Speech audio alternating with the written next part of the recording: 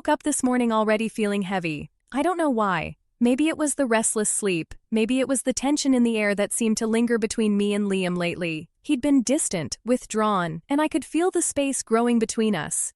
He's 8 now, at that age where emotions seem to swing from one extreme to another, and some days I felt like I was losing my grip on him.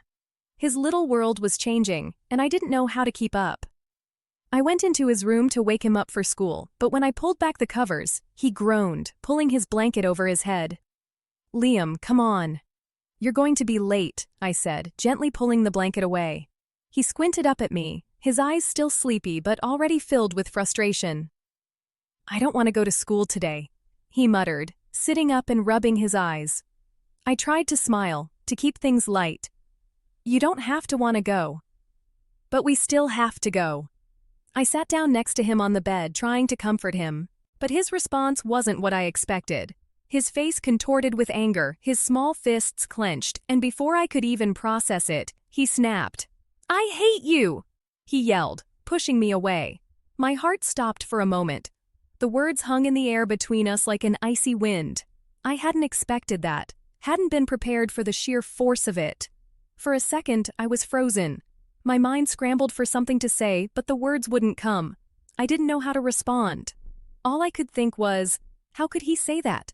I wanted to retreat, to curl up into myself and hide from the hurt, but I knew I couldn't. I knew I had to keep my composure. I couldn't let him see how much those words stung. Instead, I took a deep breath and leaned back a little, giving him space. "Liam, I know you're upset," I said softly, my voice trembling just a little. "But that's not how we talk to each other." He glared at me, his anger still palpable. "I don't care," he muttered, crossing his arms over his chest. I felt the tears welling up in my eyes, but I refused to let them fall. I wouldn't let him see how much his words hurt me. I wouldn't let him know that the very thing I feared, the distance between us, was already happening. I took a step back, trying to compose myself. "Okay," I said, my voice more steady now. "Let's just get ready, and we can talk about this later." But there was no talking, not right then, at least. The rest of the morning passed in an uncomfortable silence. Liam got dressed, but there was no warmth, no affection between us. It felt like we were both just going through the motions, trying to avoid what had just happened. As I made his lunch, I couldn't shake the feeling of failure. What did I do wrong? How did we get here? I tried to focus on the task at hand, trying to push the sadness aside, but I couldn't ignore the pain that still lingered. It wasn't just that he had yelled at me. It was the weight of it, the words, the anger, the sense that I had lost something precious. Liam left for school without saying goodbye. He grabbed his backpack and walked out the door, his back turned to me as if nothing had happened. I stood in the doorway for a long time, staring after him, feeling a lump form in my throat. I wanted to chase after him, to apologize for whatever I had done wrong, to make him understand that I loved him more than anything in the world. But I didn't. Instead, I just stood there, letting the hurt wash over me. The silence after Liam left felt suffocating. The house was still, too still, like the air was holding its breath. I walked through the kitchen, my hands numb from the things I was supposed to be doing. Cleaning, tidying, trying to act like everything was okay. But nothing felt okay. I couldn't stop thinking about what happened this morning. The sting of Liam's words. The anger in his eyes. It wasn't the first time he had gotten upset with me, but it was the first time he had said that. I kept telling myself that it wasn't personal, that it was part of growing up, that he didn't mean it. But even as I told myself those things, I couldn't shake the feeling that I was failing him. I was supposed to be the one who understood, the one who could help him navigate his feelings. But right now I felt lost. Sophie was still playing in the living room, oblivious to the emotional storm I was weathering. She was busy with her dolls, talking to them in her little high-pitched voice, creating entire worlds for them to live in. Her innocence, her joy, was a stark contrast to what I was feeling. I walked over to her and crouched down to her level. "Hey, sweetie," I said softly, forcing a smile. "What are your dolls doing today?" She looked up at me and grinned. "They're going to the park," she exclaimed. "Do you want to go too?" Her simple joy was contagious, and for a moment, I felt the weight lift off my chest. I hugged her tightly, grateful for her. If nothing else, I can still show up for her, I thought. I'm still doing my best. But even as I played with Sophie, my mind kept drifting back to Liam. What had gone wrong? What had I done to make him lash out like that? Was I not paying enough attention to him? Was I failing him as a mother? Was I the cause of his pain, his frustration? All of these questions swirled in my head, and I couldn't seem to find the answers. I pulled out my phone and texted Mark. Liam's really upset with me. He said some things that really hurt. It felt vulnerable, admitting that to someone else, but I knew I needed to tell him. I needed his support. A few minutes later, Mark texted back, "What happened? Talk when you can. I'm here for you." I stared at his message, feeling both comforted and ashamed. I wanted to talk to him, but I didn't know what to say. How do you explain something that feels like it's slipping through your fingers? How do you admit that you're scared of losing your connection with your child? I put my phone down, shaking my head as I walked back to the kitchen. Sophie's laughter echoed from the other room as she continued playing. She had no idea what was going on in my heart, and part of me wished I could just stay in her world, in that simple, happy place where the biggest worry was whether the dolls would make it to the park on time. When Mark came home later that evening, I was still trying to process the morning. The house was quieter than usual. I had done what I could to keep everything moving, but it felt like I was walking through the motions. Mark stepped through the door and came over to me, wrapping me in his arms without saying anything at first. He didn't need to ask what had happened. He could feel the weight in the air. "How are you holding up?" he asked softly, pulling back to look me in the eyes. I wanted to tell him everything, about the hurt, about the guilt, about the anger I had felt toward myself. But all I could do was shake my head. I don't know what happened. He just said he hated me, and it feels like I've done something wrong. My voice wavered as I spoke, and I hated how vulnerable I felt. Mark's face softened as he cupped my face in his hands. "You haven't done anything wrong. He's a kid. He's learning to express himself, and sometimes he's going to say things he doesn't mean. But it doesn't make it any easier to hear." "I know," I whispered, feeling the sting of tears behind my eyes. "But it still hurts." "I get it," he said, pulling me back into his arms. "You're doing the best you can." "He's not mad at you, Emma. He's just upset and frustrated. This is part of growing up." "I know, but it feels like I'm losing him," I said, my voice breaking. "I don't know how to get him back, how to fix it." Mark held me tighter. "You're not losing him. He's just learning how to deal with his emotions, just like we are.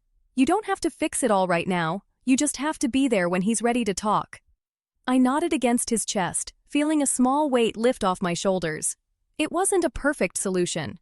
There was no magic fix to the pain I felt in that moment. But hearing Mark's words, feeling his support, helped me realize that this was a phase, a painful one, but a phase nonetheless. The evening passed in a haze of quiet moments. Sophie went to bed early, exhausted from a long day of playing, and Mark and I sat in the living room, trying to unwind. But my mind kept drifting back to Liam, to the anger he had thrown at me, the harshness of his words, and the weight of them still sitting heavily on my chest. I kept replaying the morning over and over, wondering where I had gone wrong, wondering if I was somehow failing him. After a while, Mark turned to me, his voice softer than before. "I think you need to talk to him. You both need to talk. Maybe tomorrow morning. It might not feel like the right time right now, but it will give you both some space to process." I nodded, knowing he was right. I couldn't avoid it. The longer I let it sit, the harder it would be to fix. I had to address the tension between Liam and me, even if it was painful. "I don't know how to make it better," I confessed, looking down at my hands. "I don't know how to make him understand that I'm just trying my best." "You don't need to fix everything in one conversation," Mark said gently. "Just be honest with him. Tell him how you feel. He'll understand." But even as he said it, I wondered if that was enough. Could I really just be open about my feelings and have that make everything better? Could I tell Liam that his words had hurt without making him feel more guilty than he already did? I wasn't sure. After we talked, I went upstairs to our bedroom trying to shake off the weight of the day. But the truth was, I wasn't sure how to move past it. I kept thinking about how Liam had looked at me, with so much anger, so much frustration, and how I hadn't known how to respond in the moment. I hadn't been the mother I wanted to be. I sat on the edge of the bed, feeling the heaviness settle into my bones. I couldn't fix everything, I reminded myself. I couldn't control every situation, but I could show up. I could be there for Liam, for Sophie, for Mark. I could be present, even when it was hard, even when I felt like I was failing. The next morning, I woke up with a sense of determination. I had to talk to Liam. I needed to clear the air, to address what had happened, and try to make sense of the emotions that had been swirling around us. I didn't know what the conversation would look like, but I knew it was time. Liam was still groggy when I went into his room to wake him up. He looked at me with those tired eyes, and for a moment, it felt like everything was back to normal. But I knew it wasn't. We both knew it. "Liam," I said softly, sitting on the edge of his bed. "We need to talk about what happened yesterday morning." His eyes widened, and for a split second I saw the anxiety flash across his face. "I'm sorry," he said quickly, sitting up in bed. "I didn't mean it. I was just mad." I reached out and gently put my hand on his arm. "I know you didn't mean it," I said, my voice soft. "But it still hurt. And I think we need to talk about why it happened so it doesn't happen again." Liam looked down at his hands, clearly uncomfortable. I could feel his reluctance, but I also saw something else. Vulnerability. This wasn't just about the fight. This was about him figuring out how to process his emotions. And maybe, just maybe, this was the beginning of him learning how to communicate in a healthier way. "I know I get mad sometimes," Liam said quietly. "But I didn't mean to hurt you." "I know," I said, squeezing his hand. "I know you didn't mean it. But you're growing up, Liam. You're starting to feel bigger feelings, and it's okay to feel frustrated, to be mad sometimes. What's important is how we express it. We have to learn how to deal with our feelings without hurting others." Liam nodded, his eyes still on the floor. "I'm sorry, Mom," he said again, his voice small. I smiled at him, the pain from the morning slowly fading. "It's okay, buddy. We all get mad sometimes. It's what we do with that anger that matters, and I'm proud of you for talking about it." Liam looked up at me, his face softening. "I love you, Mom," he said, his voice barely above a whisper. "I love you too," I said, pulling him into a hug. "More than anything." In that moment, I realized that this was the hardest part of motherhood. Not the tantrums, not the sleepless nights, not the endless messes. The hardest part was having the tough conversations, facing the moments of pain, and being vulnerable enough to admit that I wasn't perfect, and neither was he. But we were learning. We were growing together, and that was enough.